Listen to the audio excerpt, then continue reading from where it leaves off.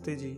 आर्य Bharti YouTube channel पर आपका एक बार फिर से स्वागत है। विषय आज हमारा मूर्ति पूजा का ही रहेगा। मेरे पास एक ये पत्थर है, ठीक है। तो थोड़ा हम मूर्ति पूजा को समझने का प्रयास करेंगे कि मूर्ति पूजा है क्या। ईश्वर हर जगह है, ईश्वर कण कण में समाया हुआ है, ऐसा सुनने में आता है और ये सिद्ध भी है कि ईश्वर हर जगह है, कण कण में है, ठीक है। अब जो मेरे पास ये पत्थर है, इसमें भी ईश्वर है, ईश्वर व्यापक है इसमें भी, ठीक है। पर ये पत्थर ईश्वर नहीं है। अगर कोई व्यक्ति इस पत्थर को ईश्वर माने, इसकी पूजा करे, इसको तिलक लगाए, इसको स्नान करवाए, इसके ऊपर फूल माला धूप दीपक इसके आगे जलाए, तो इससे कोई फ़ायदा नहीं होने वाला है, ठीक है। ये पत्थर है, ये पत्थर ही रहेगा, ठीक है। अब देखिए, मेरे पास ये एक रंगदार चौक है, ठीक है, लिखने वाला, ठीक। तो मान लीजिए अब मैं इसके ऊपर कुछ लिखता हूँ। मान लीजिए मैं इसके ऊपर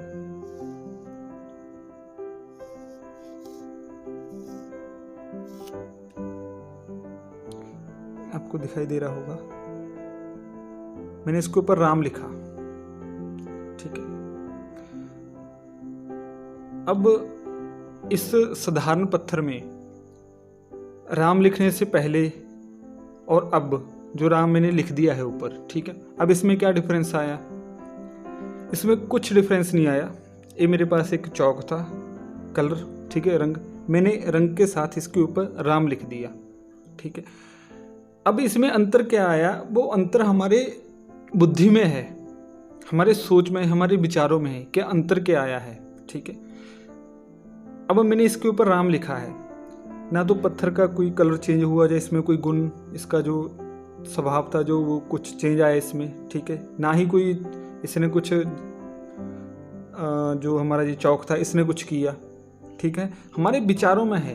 अब जैसे इसके ऊपर राम लिखा हुआ है, ठीक है, राम लिखा हुआ है, तो इसको देख के हमारे अंदर, हमें शुरू से ही जो ये पौराणिकता का पाठ में जो पढ़ाया गया, ठीक है, उसके अकॉर्डिंग हम इसको देखने लगेंगे। पहले केवल हम जब इसके ऊपर राम नहीं लिखा था, मान लीजिए ये, ठीक है, ये है, जब ये इस स्थिति में था तब हम इसको पत्थर देख रहे थे।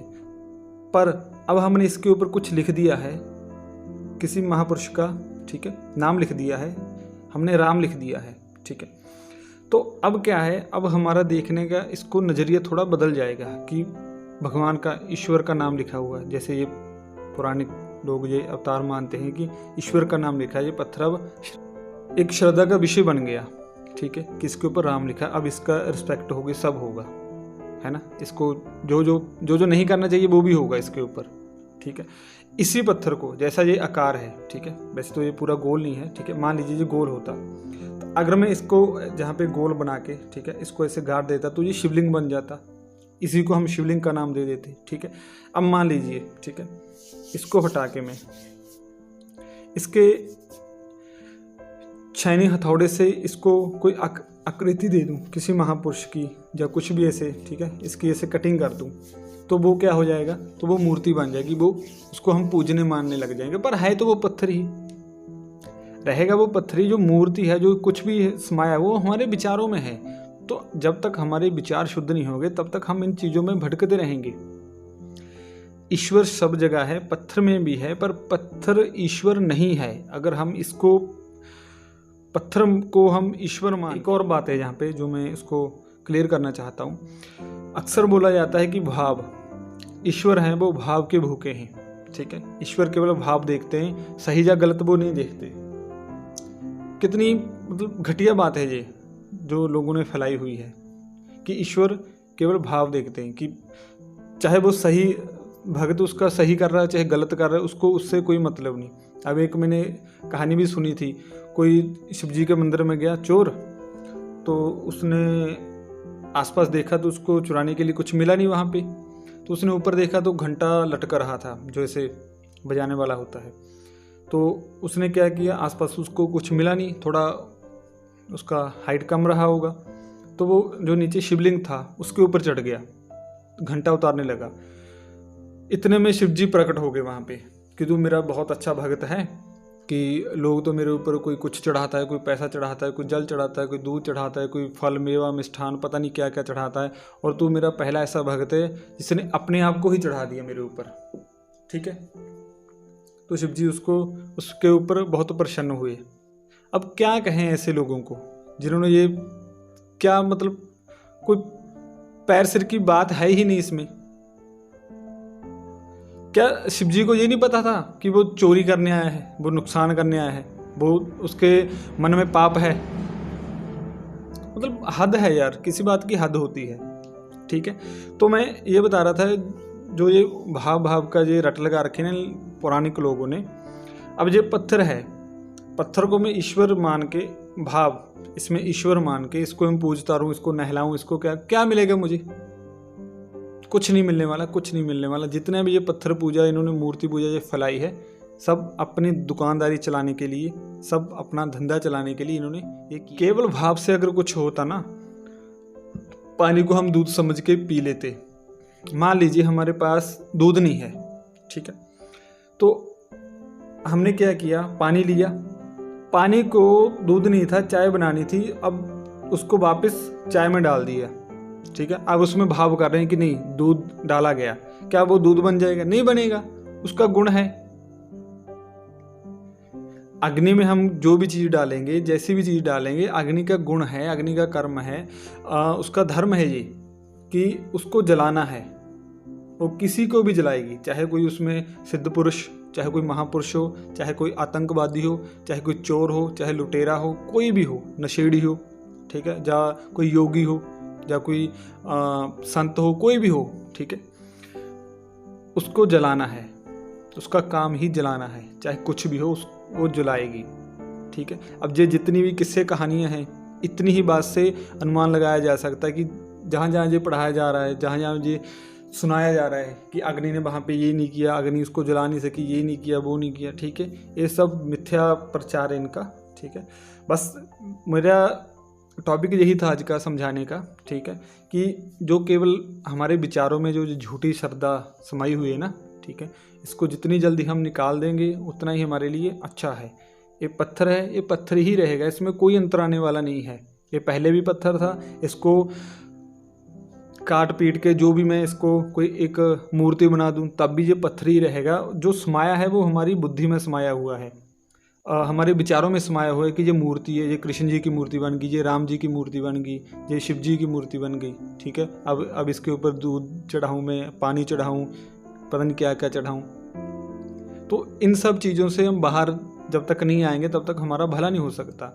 एक बात और, अब मान लीजिए मैं इसको ईश्वर मान के पूज रहा हूँ, किसी का भी रूप मान लीजिए शिव मान के पूज रहा हूँ, मान लीजिए कृष्ण मान के पूज रहा हूँ, मान लीजिए राम हनुमान, कोई भी मान के मैं इसको पूज रहा हूँ। ठीक है, डेली इसकी पूरा रख रखाव अच्छे से कर रहा हूँ। अब मेरा कोई दुश्मन है जो मुझे जान से मार देना चाहता है, या मेरा कोई नुकसान करना चाहता है, अब मुझे उसके बारे में पहले पता लग गया। अब मेरे पास इतनी ताकत नहीं है कि मैं उसको रोक पाऊँ।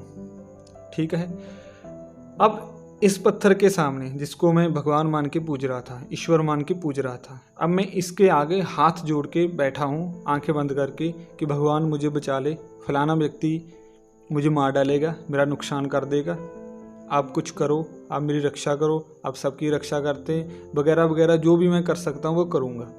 ये पत्थर पड़ा ही रहेगा, क्योंकि ना इसके पास सुनने की क्षमता है, ना ये कुछ कर सकता है, ना अपने आप ये हिल तक नहीं सकता। ठीक है, अपने आप ये हिल तक नहीं सकता, ये जड़ है, चेतन नहीं है, इसको कुछ नहीं पता कि मेरे साथ क्या हो रहा है। अब होगा क्या, अगर तो मैं केवल इसके सहारे ही बैठा रहा तो पक्का है कि मेरा नुकसान होगा। दुश्मन आके मुझे जान से मार सकता है, मेरा नुकसान कर सकता है, कुछ भी कर सकता है। हाँ, ये पत्थर है, मुझे पता है कि वो मेरे ऊपर हमला करेगा, जब कैसे भी मेरा नुकसान करने की कोशिश करेगा। हाँ, अगर इसको मैं, आप समझ गए होंगे, इसको मैं उसके सर पे मारूं, आप समझ गए ना, अगर मैं इसको उसके सर पे मारूं तो फिर, तो ऐसे में इस पत्थर को यूज़ कर सकता हूँ, ठीक है, अपना बचाव के लिए। पर अगर मैं इसके सामने हाथ जोड़ के बैठा रहूँगा ना, तो फिर मेरा कुछ रहने वाला नहीं है। तो इस चीज़ को समझना चाहिए। जो ईश्वर है वो चेतन सत्ता है, वो ज्ञानवान सत्ता है, उसने बुद्धि दी हमें, समझने के लिए दी है। अब ये लोग बोलते हैं ये प्रथम सीढ़ी है, ठीक है, ये पहला शुरू यहाँ से होता है, ये होता है, वो होता है। ये पत्थर है, ये जड़ है, ठीक है। ईश्वर भी चेतन है, हम आत्मा भी चेतन है। पूरे संसार में केवल जितनी भी वस्तुएं हैं उनको हम दो भागों में बांट सकते हैं। एक तो वस्तुएं हैं जो अपने होने का ज्ञान रखती हैं, दूसरी वस्तुएं वो हैं जो अपने होने का ज्ञान नहीं रखती, या जड़ चेतन, ठीक है। अब उन जो चेतन वस्तुएं हैं उनमें आगे दो उसके भाग और हो जाते हैं। एक तो जो परम चेतन है जिसको हम परमात्मा बोलते हैं, ईश्वर बोलते हैं, ठीक है। एक तो वो एक जीवात्मा, और जड़ में केवल जड़ है जो प्रकृति हमें पता ही है, ठीक है। तीन पदार्थ अनादि हो गए, एक ईश्वर, एक जीव और एक प्रकृति। अब आत्मा चेतन है, हम चेतन है, ईश्वर भी चेतन है, पर ये प्रकृति रूप है, ये प्रकृति का बना हुआ है, ठीक है। ये जड़ है, इसमें कोई आत्मा नहीं है, ये कुछ समझ नहीं सकता, कुछ जान नहीं सकता। मान लीजिए मैं पत्थर को मान रहा हूँ, ठीक है। अब ये जड़ है तो इससे मेरी बुद्धि भी जड़ ही होगी, मैं कुछ सोच समझने की शक्ति नहीं रख सकता, आगे नहीं सोच सकता, मैं यहीं पे रुक जाऊंगा। लोग बोलते हैं ये आगे बढ़ने की सीढ़ी है, आगे बढ़ने की सीढ़ी है, ये बहुत बड़ा बवंडर है, इसमें लोग फंसते हैं। यहाँ मूर्ति पूजा में, ये पत्थर पूजा में फंसेंगे लोग। ये कोई सीढ़ी वीढ़ी कुछ नहीं है, ये तो एक भ्रमित करने का बहुत बड़ा षड्यंत्र है, ठीक है। ये कुछ नहीं है। अब ये जड़ है, मैं चेतन हूँ, मुझे ईश्वर से मिलना है, पर मैं इसका सहारा क्यों ले रहा हूँ? अगर आत्मा को परमात्मा से मिलना है, अब इसके अंदर तो परमात्मा है, ये बात सत्य है, इसके अंदर परमात्मा है, क्योंकि ये परमाणुओं से बना है। मूल जो कण हैं उसमें प्रोटॉन इलेक्ट्रॉन जो होते हैं, जो इलेक्ट्रॉन आसपास उसके चक्कर लगाते हैं परमाणु के, अब उसमें जो एनर्जी है, जो भी ये काम चल रहा है, ठीक है, वो ईश्वर कर रहा है ना। वो ऐसे बहुत सूक्ष्म चीज़ है, वो ऐसे हम समझ नहीं सकते उसको, ये विज्ञान का विषय है। तो ये जड़ है, इसके अंदर ईश्वर भी है, पर इसके अंदर हम नहीं जा सकते। हमें ईश्वर से मिलना है तो ईश्वर इसके अंदर भी है, हमारे अंदर भी है। अब एक तो ये है, एक हमारा खुद का शरीर है, खुद का मन है, खुद का आत्मा है।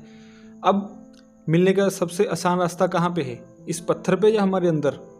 सीधी सी बात है, जहाँ पे ईश्वर मौजूद है और जहाँ पे हम भी जा सकते हैं, तो वो हमारा अंतःकरण है, हमारा खुद का है।